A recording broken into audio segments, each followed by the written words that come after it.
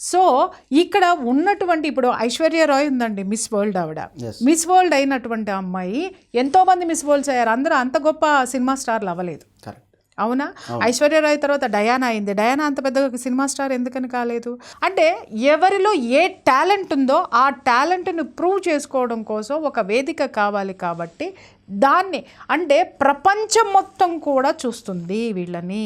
ప్రపంచంలో వాళ్ళ టాలెంట్ ఎక్కడ ఉందో ప్రపంచంలో అది ప్రూవ్ చేసుకోవడానికి దీన్ని వేదికగా తీసుకున్నారు.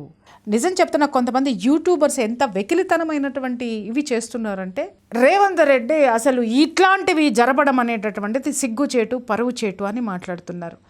ఒక్కటి నేను చెప్తున్నానండి, ఇక్కడ రేవంత్ రెడ్డి గారు నాకు బంధువు కాదు, నేను రేవంత్ రెడ్డి గారి అభిమాని కాదు, లేకపోతే ఇంకొకటి కాదు.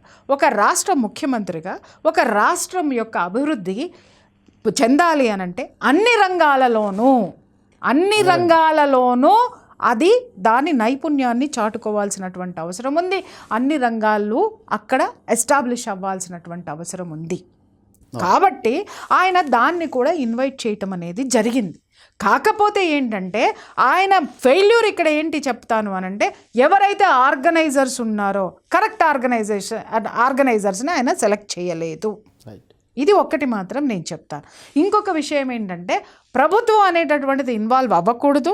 ప్రభుత్వం అనేటటువంటిది జస్ట్ వాళ్ళకి అన్ని సదుపాయాలు కల్పించడానికి ఒక వేదికగా, ఒక స్థలాన్ని, ఒక పర్మిషన్ని ప్రభుత్వం ఇవ్వాలి.